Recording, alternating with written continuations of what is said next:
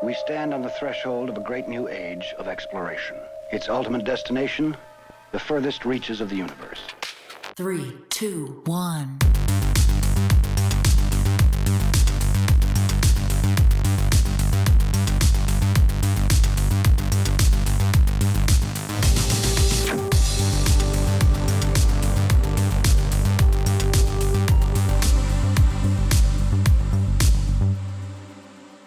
Good evening, everyone. How are we doing? There we go. Let's bring the energy. I love that hype video that we always have. Well, welcome to RTP180. The topic tonight is NC Community. We're excited to have you all here. I'm your host, Andrea Cash. I run Andrea Cash Creative based out of Durham. On behalf of the entire RTP180 team, we want to thank RTI International. They're our presenting sponsor. Let's give it up. Yes. And we have a contributing sponsor. We're so grateful, Zarimba Management Company. We also want to thank Buzzy Bakes. They were here earlier. I hope you enjoyed their baked goods. Yes. So this is our final RTP 180 of the year. We've got 5 speakers tonight. They're going to talk for 5 minutes. We're going to allow time for a Q&A after each speaker of about 5 minutes. For that part, you'll raise your hand if you have a question. I'll come around with the mic and find you. It's going to be fantastic. We want to encourage you to engage on social media. The hashtag is RTP180. Be sure to tag us, Frontier RTP. So we are here at the Frontier. It's a lovely venue, and I want to remind you that in addition to everyday co-working activities, the Frontier hosts special events like this, like yoga on Tuesdays. Check out the full calendar, rtp.org. So we want to get right to our speaker. This is our first speaker. She's the dedicated executive director of Student U, a local education nonprofit. She leads a passionate team in implementing the organization's mission and vision. Let's give it up for Michelle Price.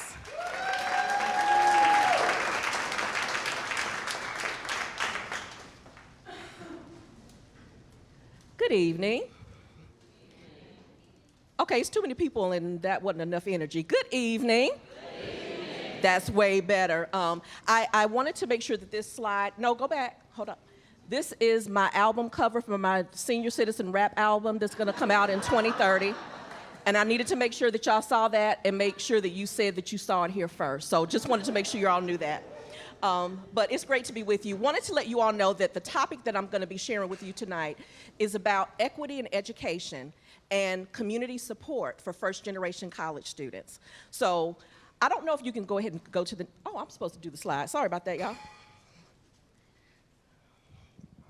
So how many of you are familiar with, go back? No, I'm good. Okay, all right, yes. So wanted to make sure that you all knew North Carolina is not too great when it comes to our take on education. We are last in the nation for per pupil spending. And as a result, there are continued disparities in inequities in education with our students. And of children who are living in poverty, about 63% of them are either Black or Hispanic Latinx. Even though Black and Latinx students make up only 41% of the population. What you will see here in terms of these stats, if you go all the way to the end, these are 6-year college graduation rates. And if you will look at the very end, you will see that for first generation and low income students, only about 11% of students graduate in 6 years. As compared to at the very top, 70% of white students who finish in 6 years.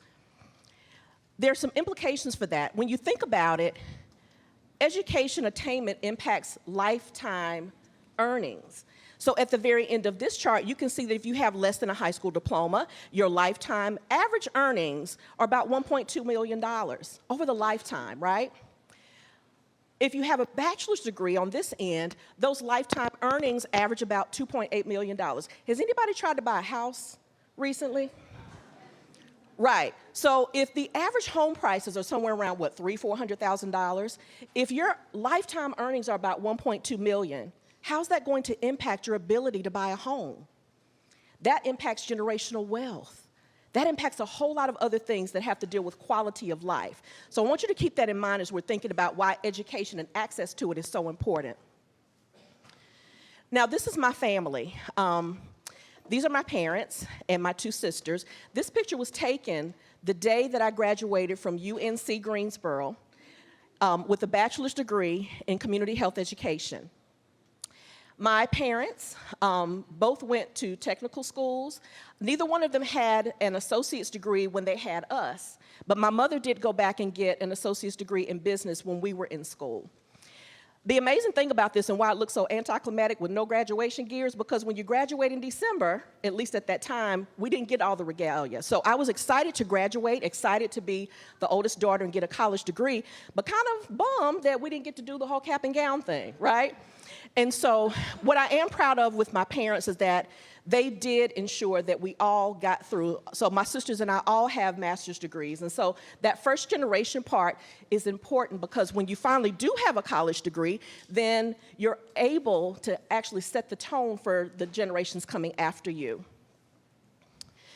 This is important. This is an important part of my history. I was born and raised in Mebane, North Carolina, but I do have a lot of family in Orange, Alamance, Burlington, all of those places. And what you will see here, that circle, is my great-grandmother. Her name was Eleanor Whitted Mayo, and my great-grandfather standing behind her.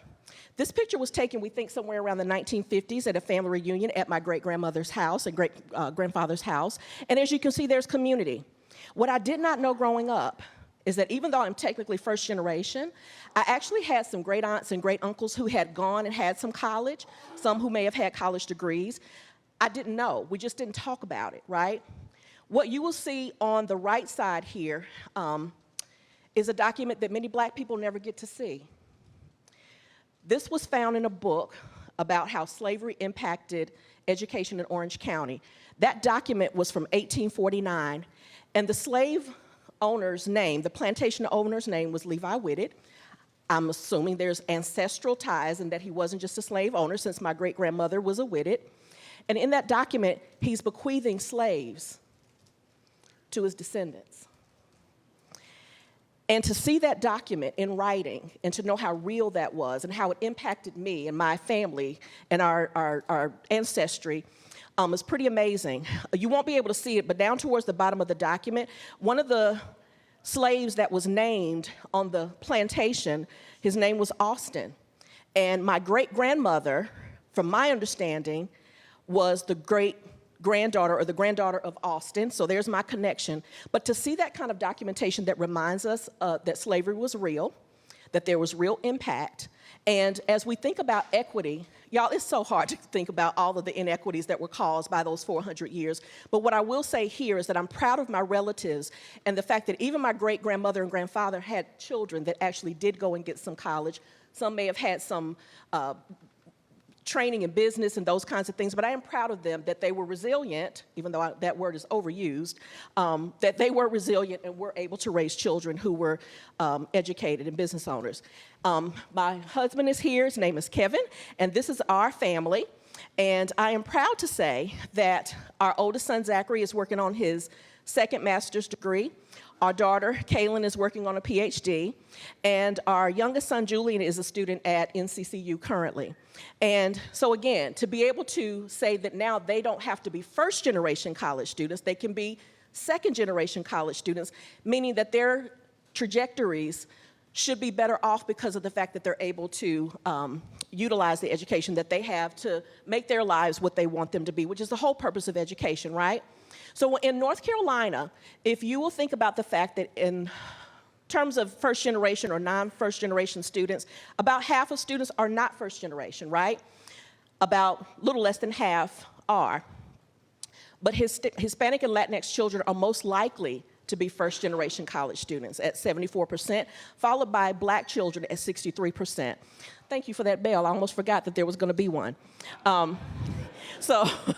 And what you can see here, For Student U, where I work, and I'm proud to say that one of the things that I admire most is the fact that we create intentional community, an affirming environment, a responsive community of people who help students to develop identity and leadership. We provide quality academic support in the form of after-school support and summer programming, and we have an 11-year pipeline where we work with students all the way from the summer before they enter 6th grade until they graduate from college. So that intentional support helps to create opportunities for them to experience joy and celebration. We have diverse staff, and our families are able to see people, and our students are able to see people that look like them, which is so incredibly important. Just to say, in terms of outcomes, 100% of our students who participate in programming graduate from high school on time, 55%, as opposed to the 11% that you saw nationwide. Of our students, 55% graduate from college in 6 years, and we have studies that show the impact of them participating here, and I know that since I'm out of time, I won't have time to talk about that. And what you see here is the 10 graduating classes since 2014 that we've had of students who've been able to complete their high school diplomas and to go on to their post-secondary plans and to live the lives that they want to live. And that's what community is about, increasing chances that all students can graduate from high school and access their dreams through their post-secondary plans, and having people like you who are intentional with using your voices, your access, and any opportunities that you have to open doors for students so that they can have access to the lives that they want to live. And don't forget this rap album that's going to drop in 2030. Thank you.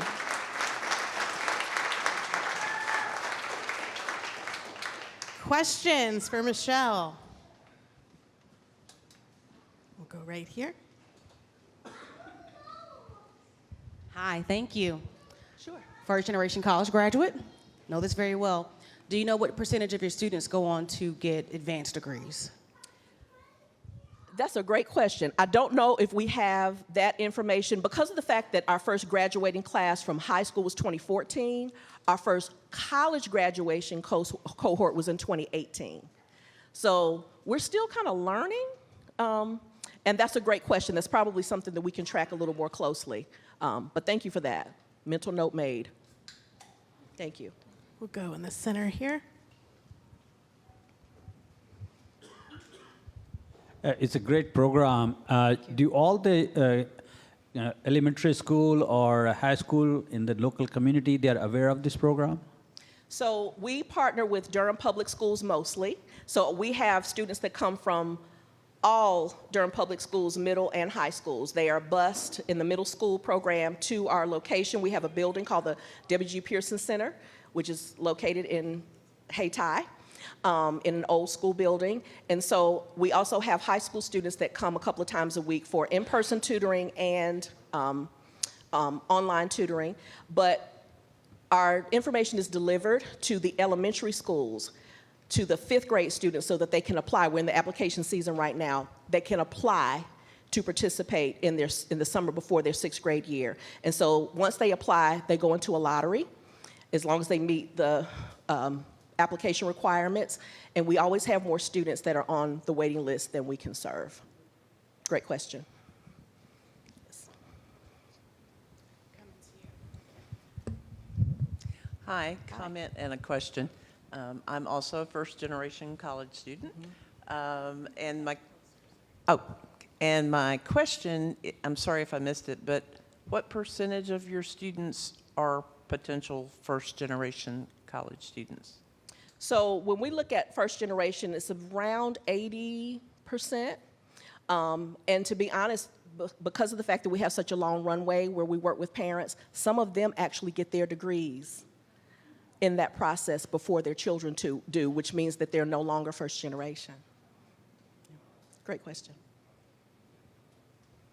We'll go over here.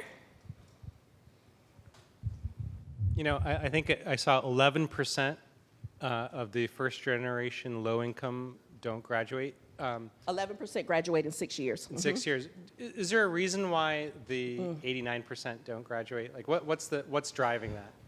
Well, we know that for first generation students who typically are going to be black or brown, access to the quality education that it takes to be able to make it to college in the first place and then to make it beyond year 1 or year 2 is a lot of it. Sometimes students don't finish for several reasons. It can be financial.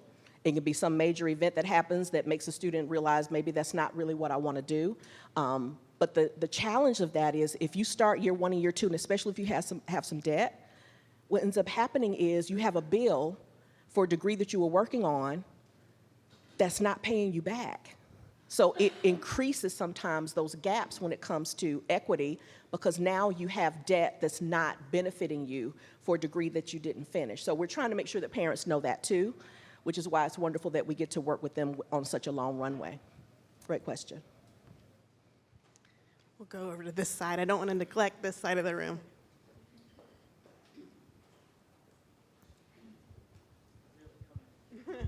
Thank you. Hi, thank you for your presentation.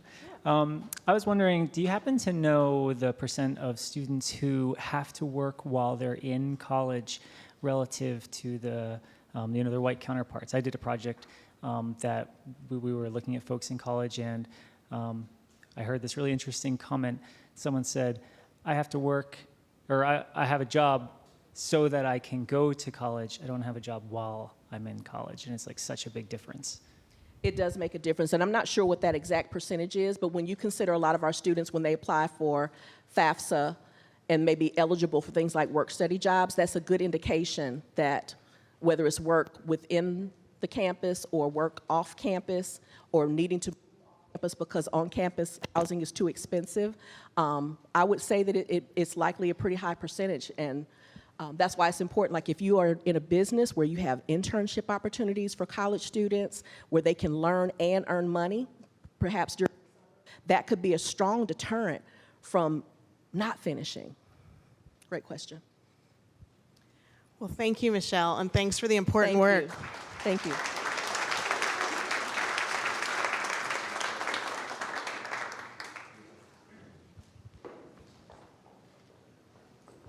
All right, and now to speaker number 2.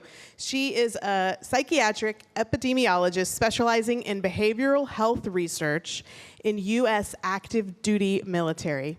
During her 23 years in the field, she's been responsible for high-profile surveys, systematic reviews, and clinical research, to include her team's seminal publication showing the effectiveness of a treatment called stellate ganglion block for symptoms of post-traumatic stress disorder in service members. She lives in the Triangle with her husband and 3 dogs. Give it up for Christine Ray Olmstead.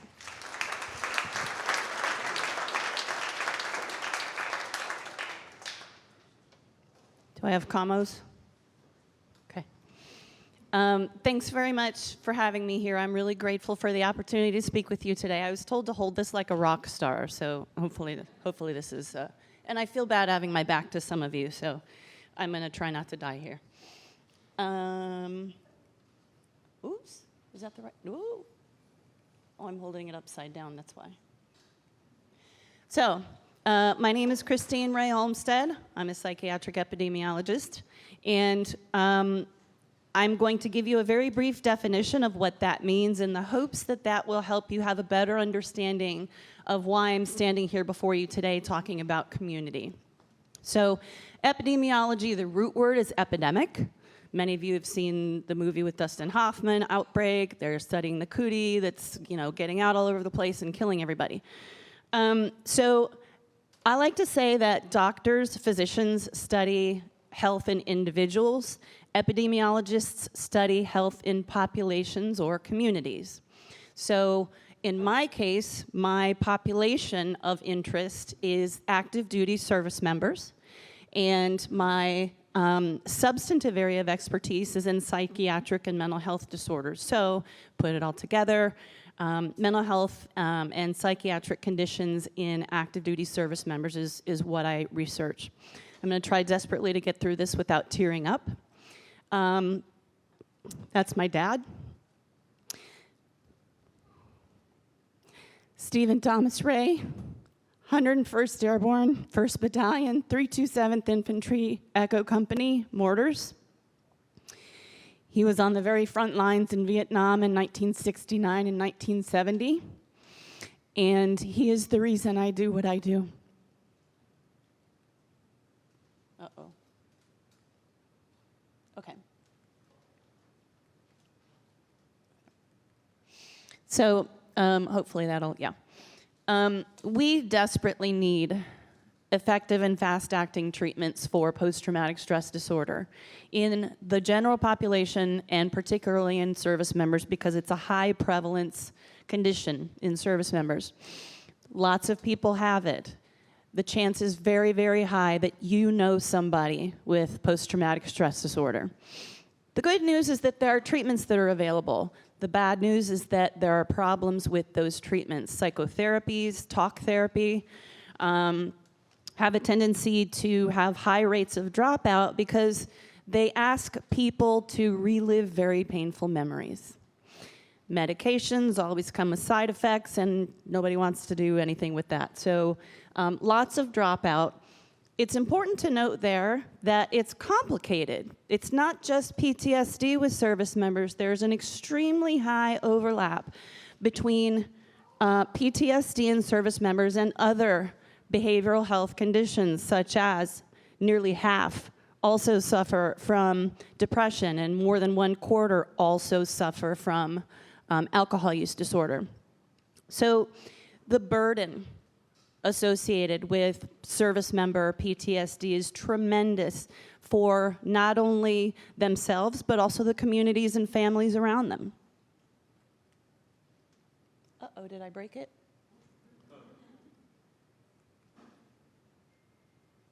Next slide, please. There we go. So there's a procedure called stellate ganglion block. Some of you may have heard of it before. It is an injection in the neck. Right around here, right around the C6 level of the neck, a small amount of a local anesthetic like the Novocaine you get at a dentist is injected into a nerve bundle called the stellate ganglion. The stellate ganglion is poor and overworked and very tired in people with PTSD. The stellate ganglion helps govern, if you will, the action of the fight or flight symptoms, fight or flight system of the central nervous system. So this anesthetic briefly numbs that ganglion nerve bundle. Word on the street is it doesn't hurt. Which is always nice, because if you're going to go poking somebody in the neck with a history of trauma and they're already traumatized, let's not hurt them further.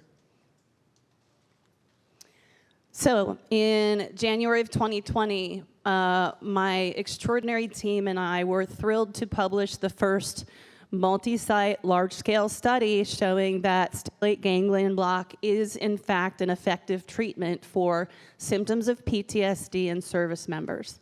We were very proud to come up with, to be able to publish those findings because the impact that we knew those findings would have on the surrounding communities, the military communities, was going to be significant. So, what does all this have to do with the community? Merriam-Webster defines community as a unified body of individuals with a common history, social, economic, political interests. The mission statement of the United States Department of Defense is to provide the military forces needed to deter war and ensure our nation's security. So service members with PTSD are, and other mental health conditions, represent a population, a community, if you will, of individuals who feel alienated from their respective communities, be that the military community, be it their neighborhoods, their families, the community of Americans, whatever the case may be. These individuals don't want to be a burden to their communities, and so they very frequently suffer silently, don't ask for help, and then a whole long cascade of bad stuff can happen. The good news is that there are emerging treatments such as stellate ganglion block that can help those service members return to their families, return to their communities, and get back to the lives that they are really wanting to have. Thank you. Thank you. Thank you, Christine. Questions for Christine? Go over here.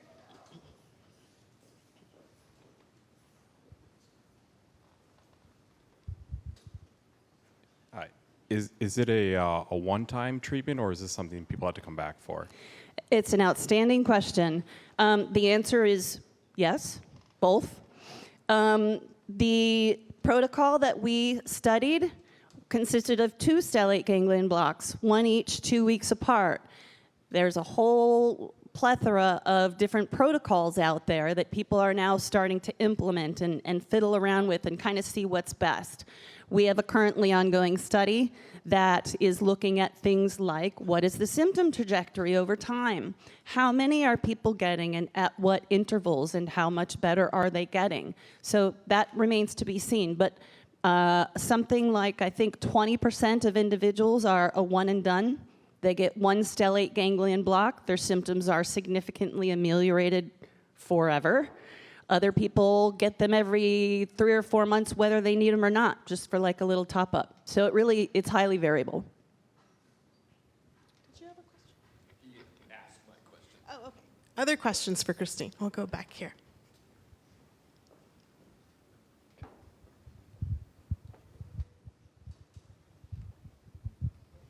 Hello.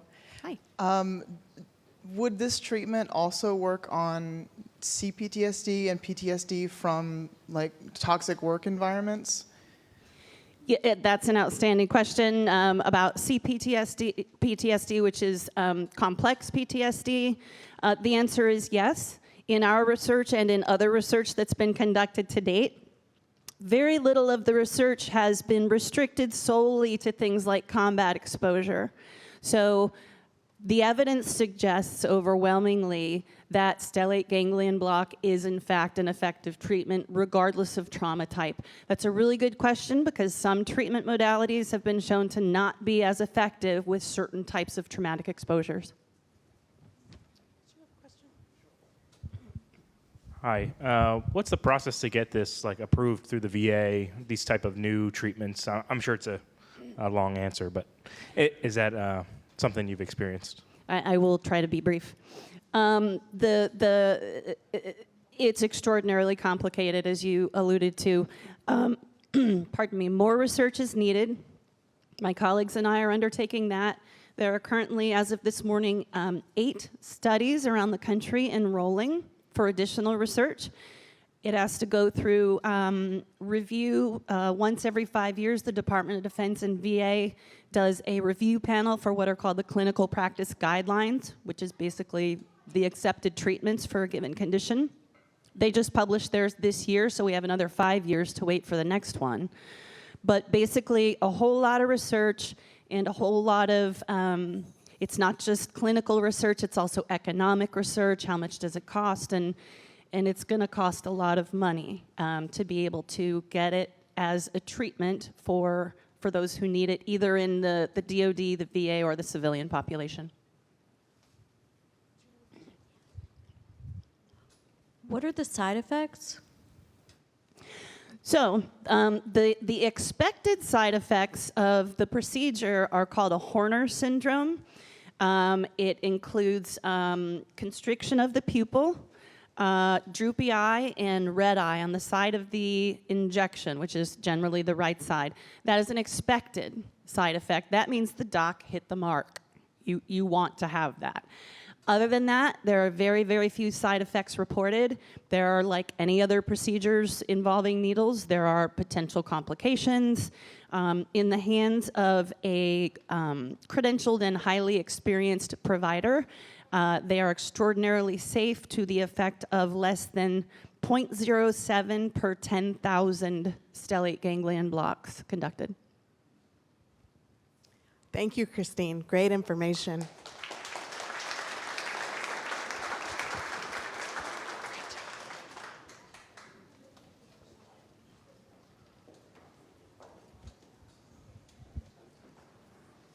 Okay, and now for our next speaker. She is an associate professor and the Prudence F. and Peter J. Meehan Early Career Distinguished Scholar at the School of Social Work at UNC Chapel Hill.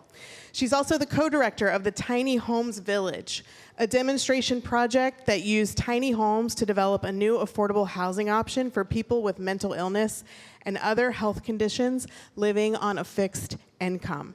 She uses her practice, experience, and expertise in intervention research to explore new ways to support the complex, interlocking problems of poverty, homelessness, substance use, and the criminal legal system involvement facing many people with mental illness. Please welcome Dr. Amy Blank Wilson.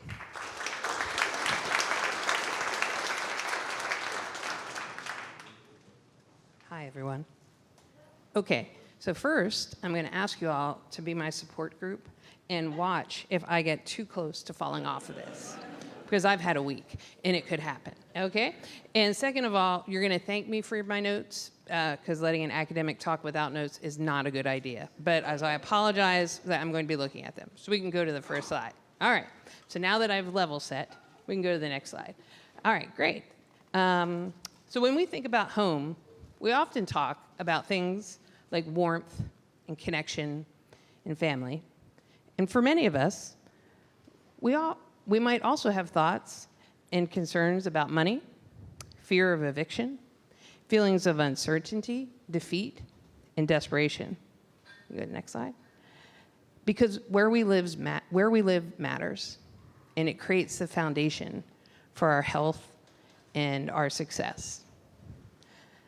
Good, next slide. But the reality is that a growing number of people cannot afford safe and stable places to live. The National Low Income Housing Coalition tells us that in the United States, we need 7.3 additional rental units right now to house individuals and families with the most limited economic means. Okay. And while this affordability crisis grows, it's a long-standing challenge for many people, and people with serious mental illness are included in this group. And what this slide is meant to illustrate is the magnitude of the housing challenge that is facing many people with mental illness. And while there are government rental assistance programs, and there are wonderful evidence-based practices that help to support people with mental illnesses live successfully in the community, they all depend on the ability of the individual to obtain affordable housing in the marketplace. And that is in very short supply. So the project that I'm talking about, the Tiny Homes Village, our mission, if you will, or our call to action, is that we've been working on a demonstration project where we're building 15 tiny homes for people with serious mental illness and with veterans having priority for 5 of those homes. And these homes are being built within the context of a community that is designed to support the residents' health and well-being. Okay, next slide. Now we're going to have this very awkward moment where I change my thing here. Okay, so now I'm going to break my golden rule. I'm going to read the slide because I want us to all hear it together. Affordable housing will not happen on its own. We go to the next slide. And one of our project partners says it this way. She says, we have to find solutions for our affordable housing crisis. To do this, we must all reach into this void together using whatever power, resource, and skills we bring to find solutions. I find this to be an incredibly profound statement and a powerful visual metaphor, and it's become an organizing framework for our work. And now, we go to the next slide. I'm going to give you a few key takeaways. We are at an enviable point in our project. We have built our homes. We are finishing our community, and we're moving towards having residents come live in the community. And there might be a few things that we've learned we thought that might be helpful for others who might be thinking about a journey like this. So my first takeaway is, it's kind of an obvious one, but it's important to say. To increase the stock of affordable housing, we need new ideas. We need continuing to do what we've done and expecting different results. Well, we all know what that's the definition of. So in our project, we're using tiny homes, and we're using them in a particular way. Many of you may think of the TV shows and all the amazing homes that you see. Others may think about the work that homeless groups are doing in terms of using tiny homes. What we're doing is a little different. We are using tiny homes to create permanent and affordable housing that are designed specifically to support a person's health and well-being. Okay. The next thing, the key takeaway, is the power of partnerships. There's no way I can acknowledge all of the partnerships that have worked here, but I think one of the takeaways for me, as someone who's not a builder, is that having this project where people who think about building houses all day, every day, work side by side with people who think about the housing needs of people with mental illness to come up with solutions has been one of the most powerful drivers of our success. And the reality is we almost never talk to each other, if not for a project like this. Okay? And I do, can we go back one slide? I do just also want to say, you see a lot of the key partners here, and the core team is in the middle, but the reality is this could have 30 partners, and we still wouldn't cover everybody. Okay? And the second takeaway is that when you have these kind of complex, big projects with a lot of partnerships, you need a strong foundation. We were lucky enough to build a public-private partnership that's led by the School of Social Work at UNC, and XDS Services, a community nonprofit provider, and it has grown over time. So next slide. And here's something our project partners tell us that surprised us. They said the intentionality of our project matters. We, from the beginning, have been getting end user feedback, meaning the experiences, talking to people with lived experience of mental illness and the people who are working with them, and using what we've learned from them to inform the design. We can go to the next slide. And this slide it's a mock-up of the final home, but the important thing here is that the work that we did with end users became a touchstone, because there's lots of decisions that have to get made when you build affordably, and doing that in an intentional way has really supported our project. Next slide. Now, I just want to give everybody a little bit of hope. So what we've been able to do is create new possibilities for homes and communities, and we hope that helps other people who are trying to build affordably. And here's a picture of the finished village, and what we know is that this creates hope for individuals with lived experience in their family, that their life can be different, that things can be better, and it creates hope for people who are working on complex problems, that there are solutions, new solutions. And the last slide, we just want to thank our community that has supported us, who's dreamed with us, who has invested in us, and have brought us to where we are. That's it.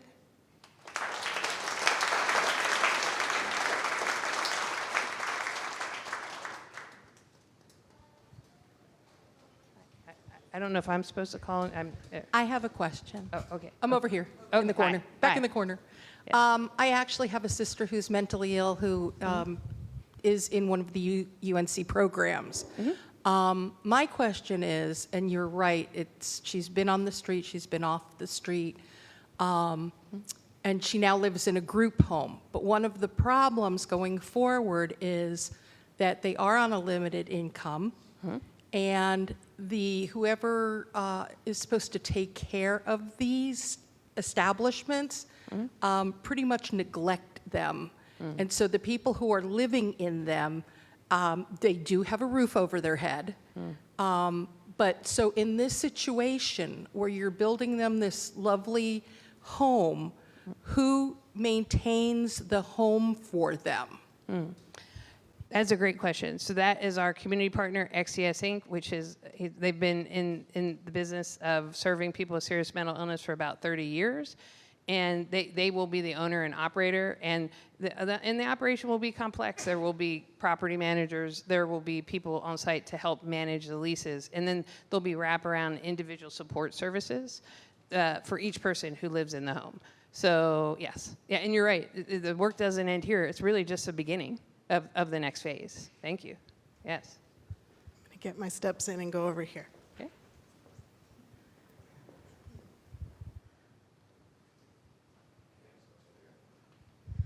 Dr. Wilson, thank you so much for sharing this with us. Certainly people without homes and without communities need homes and communities. In placing these patients or these people in these tiny homes, Are there also like liaisons or mentors or even a social worker available to help bridge them with the community and all the other resources that they needed? You know, like on your second slide with education, housing, healthcare, et cetera. Yes, what I wasn't really able to say in my 5 minutes is that we've actually built a larger community that has an outdoor pavilion, that has a wellness clubhouse, and this is located adjacent to a therapeutic alternative farm where there's a number of opportunities for people to engage in daily activities. And then there'll be the layers in terms of service providers. That'll all be done individually, so it's based on what the person needs. But we partnered with the Center for Excellence in Community Mental Health, and they'll be our primary service provider. Yes, yes, thank you. Yes, Anybody? I'll go back here.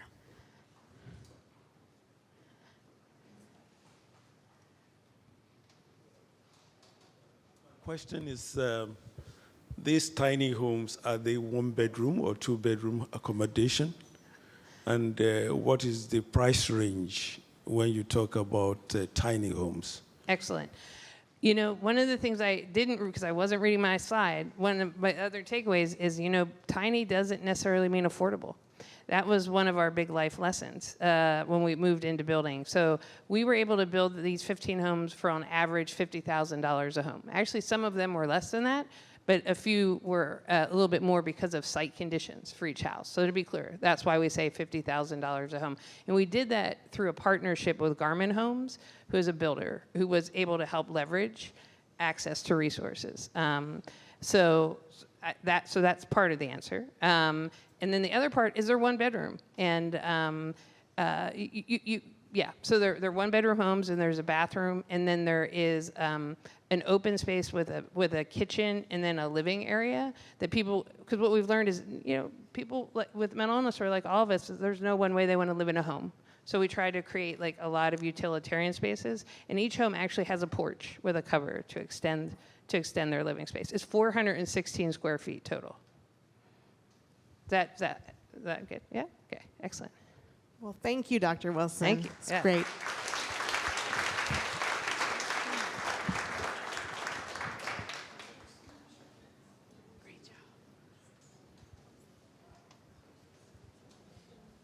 All right, and now for our fourth speaker.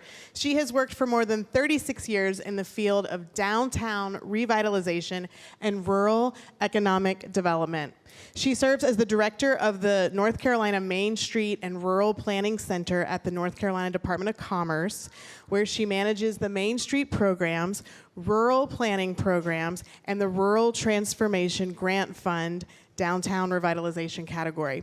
Prior to her position, she worked for downtown revitalization nonprofits in Sumter, South Carolina, and in Chapel Hill, Greensboro, Lenoir, and Lexington, North Carolina. She's also a certified Main Street manager. Let's give it up for Liz Parham.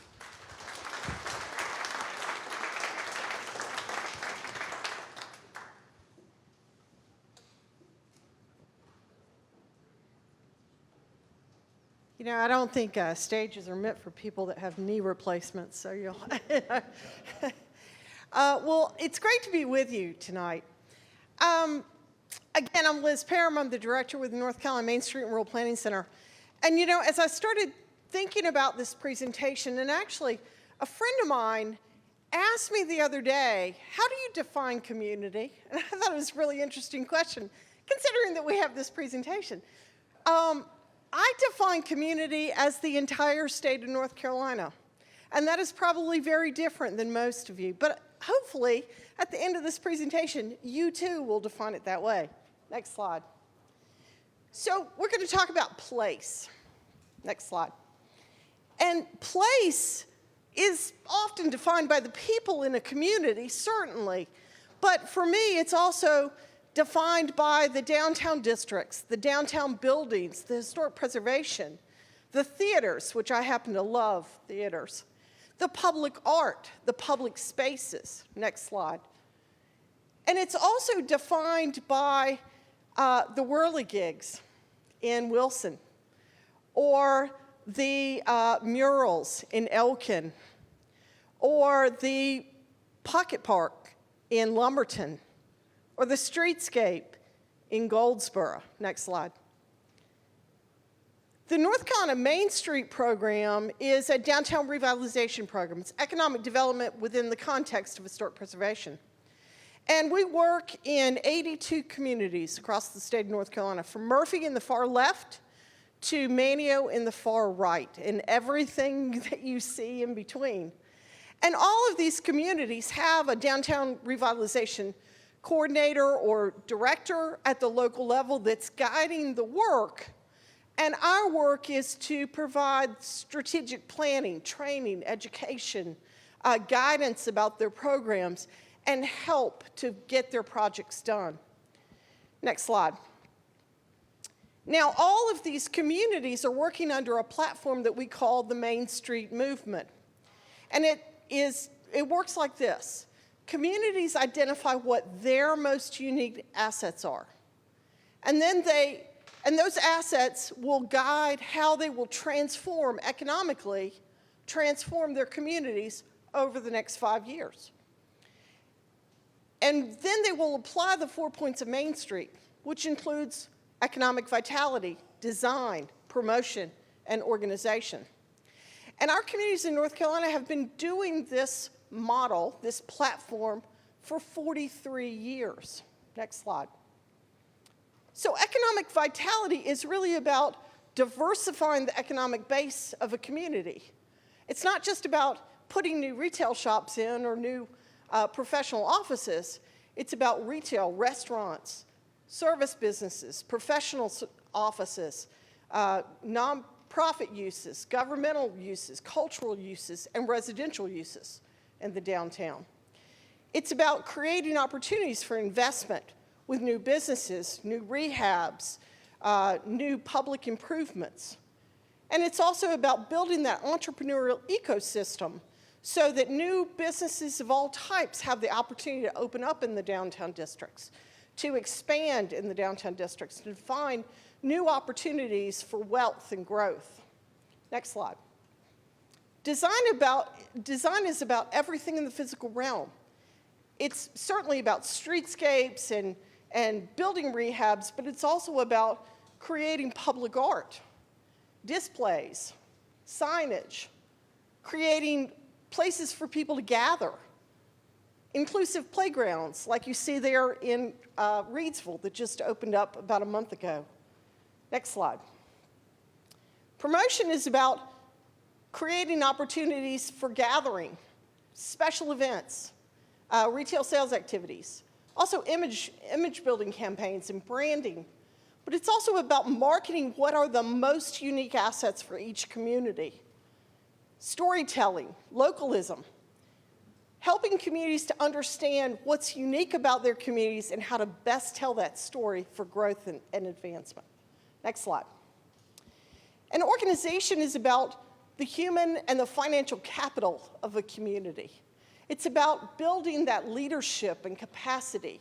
It's about finding opportunities for the community to really engage with their community. And it's about partnerships, public and private partnerships. One of the previous speakers talked about their partnerships. We cannot do downtown revitalization without both public and private partners. Next slide. And so in advancing the opportunities around the state, we created what we call the Main to Main Trail. And I would invite you all to go on this URL and explore the state of North Carolina with me. Now, North Carolina is a very interesting state because if you think about it in terms of regions, the regions are very, very different. Some, whoops. Some may think that they're all the same, but they're really not. Next slide. So we have the Sandhills region where the longleaf pine first grew. We have the Southwest region, the Charlotte region, and it's the financial center and NASCAR, but it's also Cheerwine, if you like Cheerwine. And the small communities around that region they have the amenities that the Charlotte region has, but they're small scale. The Southeast region is where the beaches are, certainly, and Calabash seafood, but the oyster trail and the communities there have the boating heritage, and lots of activities in the downtowns to do.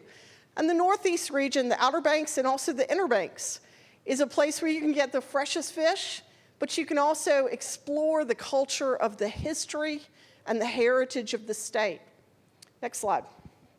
Piedmont Triad, better drink some wine, but you also better eat some Lexington-style barbecue if you're in that region. It's got the richest culture, the arts, the theaters, the museums. The Western region has got the Great Smokies, certainly, but it's also where the craftspeople live. It's the craftsmen of our state. The North Central region, the Raleigh region, where we're sitting right now, has got the amenities again in those smaller communities.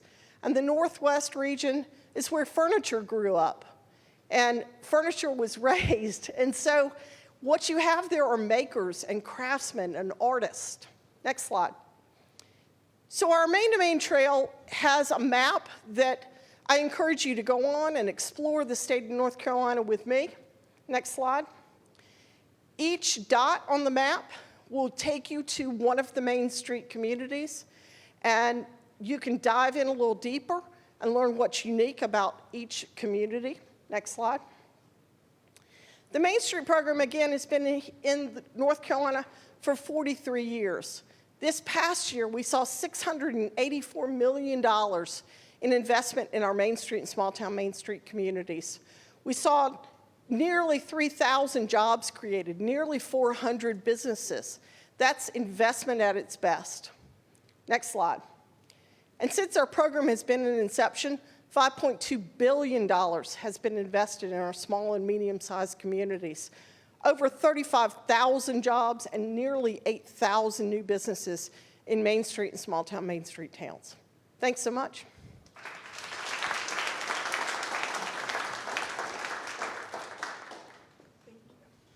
All right, let's get to questions. Thank you. Great presentation. So having grown up in a small town, Conover, North Carolina, Piedmont area, love this. My question would be, how does a town, if they're not part of this program, what does that look like and how long does it take to kind of see the benefits from that?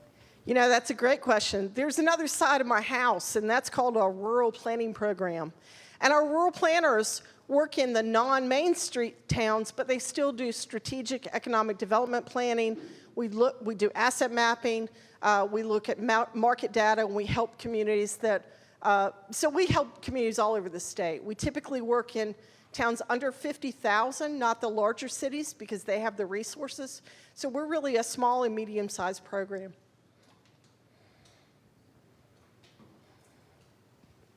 Go over here.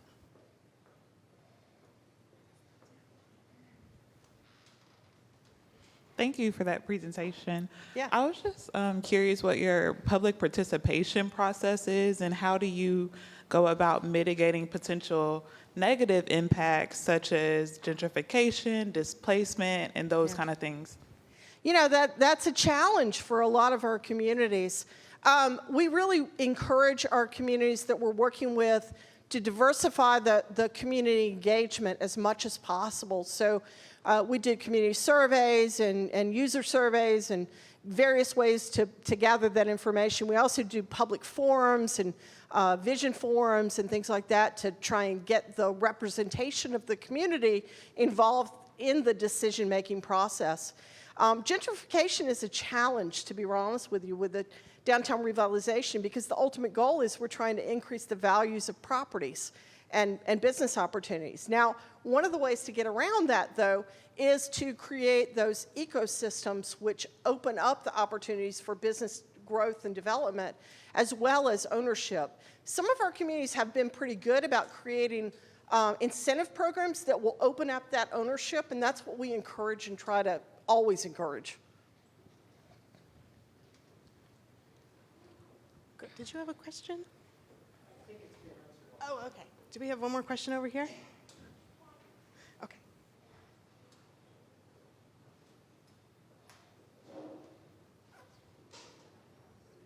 Hello. What if you came from a very, very small town? What do you suggest the first step might be to revitalize a very tiny town? Well, that's a great question. Our smallest community is actually 350 that's in our program. That's Hayesville, North Carolina, in the far, far, far west. But really, to answer your question, we begin by identifying the assets that are unique to each community. That's the first step. Every community has assets. Sometimes the local community doesn't necessarily recognize that they have assets. So we look at the human capital of the community. We look at environmental assets, natural assets, cultural assets, governmental assets, economic assets, and try and drill down to see where the best growth opportunities are. Thank you, Liz. Wonderful presentation.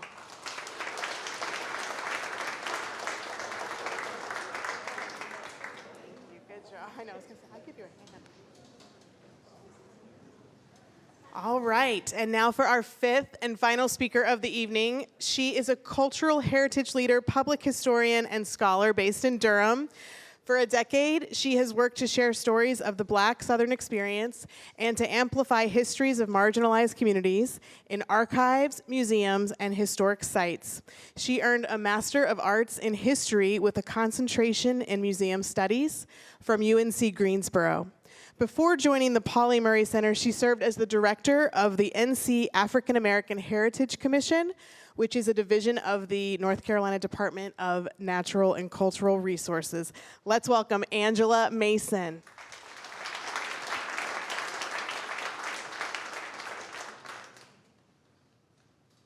Good evening, everyone. So again, I am Angela Mason, and as you heard briefly, I am a historian. If you're feeling inclined to groan or leave after hearing that, please don't. This is not like high school history class.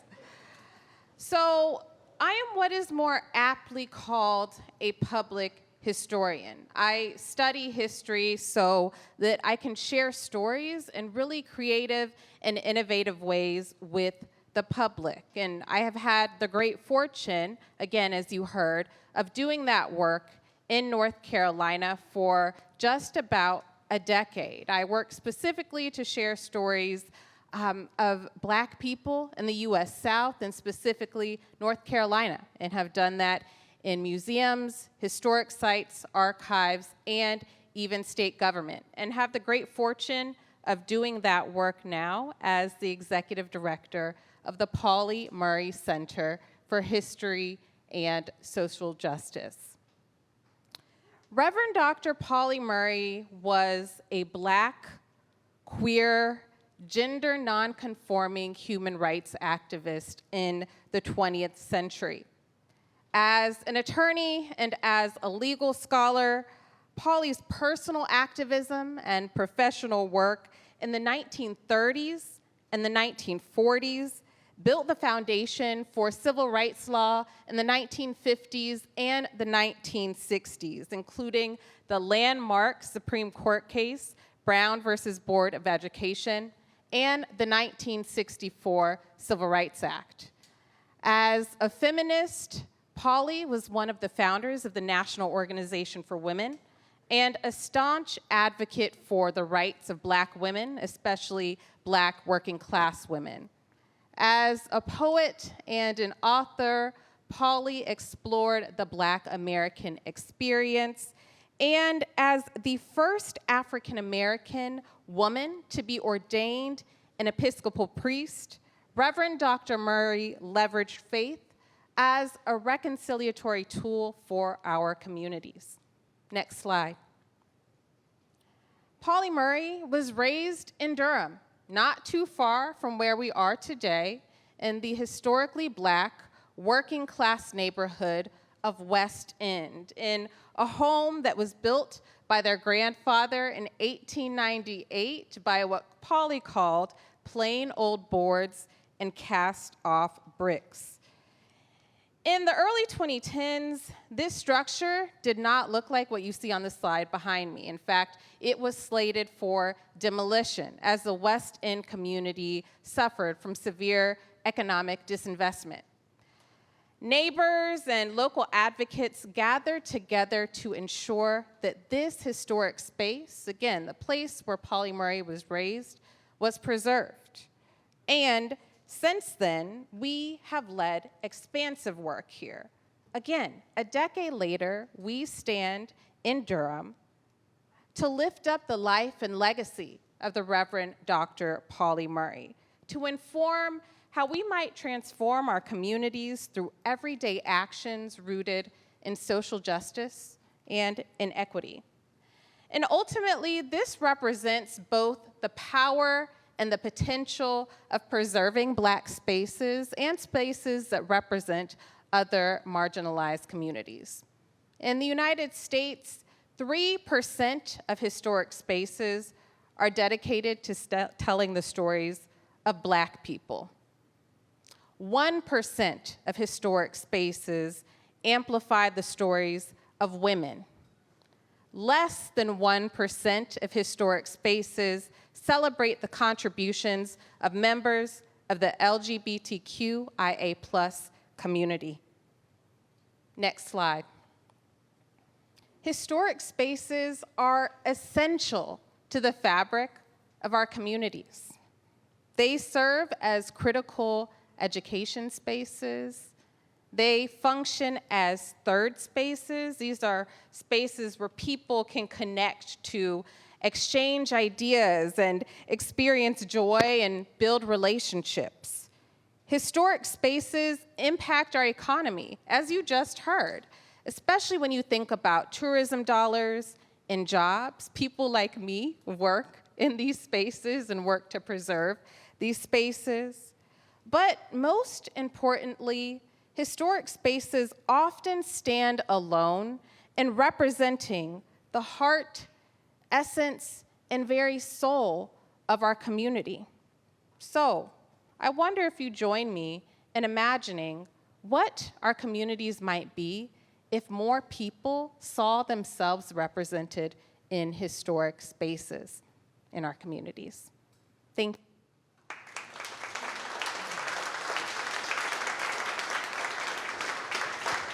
Thank you. Questions for Angela? You go back here.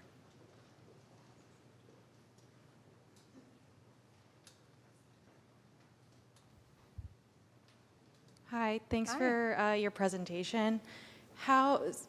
Since a lot of history is written by those who are in the majority and don't document the experiences of marginalized communities, how can we work today to bring those stories up and make sure that they are celebrated? That's a great question. I would offer two perspectives. I encourage everyone, but most especially people from marginalized communities, Black people, Black women, queer people, to write their stories. We know so much about Reverend Dr. Pauli Murray's life because they wrote their story. In a memoir, they ensured that their papers were preserved in an archive. That is how historians were able to access their story and share it with the public. It has taken some time, but again, Pauli led around telling their own story. So again, I encourage people from marginalized communities to do that. It is also really important for Black people and people from marginalized communities to be at the forefront of sharing these stories. And so when youth tell me that they want to go to school to study something like history, I encourage them. And sometimes I talk to their parents, right? Because there is a pathway for doing this work professionally. And it is people who look like me who, again, are working diligently to share and amplify these stories. And so, again, the second piece of my answer would be, we have to ensure that our young people have pathways to doing this work professionally. Pathways to graduating from school, going to graduate school to get these professional degrees, but then also pathways to enter this really competitive job market. Other questions?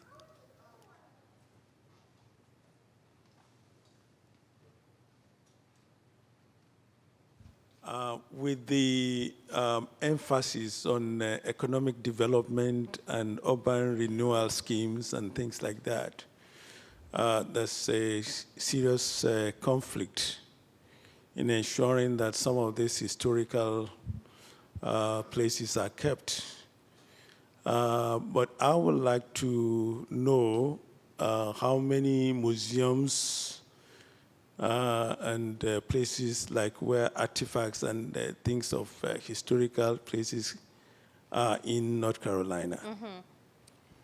Yeah, so I can speak specifically from my perspective of Black heritage spaces in North Carolina, and I'll name that this knowledge comes from my work at the state level as director of the state's African American Heritage Commission. So in North Carolina, we have roughly 222 African American cultural heritage assets in 80 of our 100 counties. So this includes museums, archives, libraries, festivals, and theater companies. And again, this is in most of our 100 counties. They are varyingly resourced. Most of these cultural spaces are under-resourced, but again, if you look, they are there, and they do not simply exist in our large cities like Durham, Charlotte, Greensboro, but again, over 200. The last thing that I'll offer is that in 2014, we documented about 70 African American cultural heritage assets in North Carolina. And North Carolina followed much of the rest of the country after the election of President Obama and the establishment of the National Museum of African American History and Culture. You saw a lot more of these spaces being established both in the state and nationally. Thank you so much, Angela. Thank you. Appreciate it.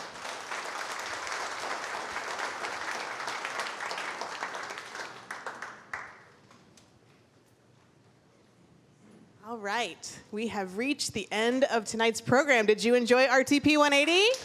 Yes. Wonderful job, presenters. Thank you not just for your presentations, but for the work you're doing every day. Really inspiring.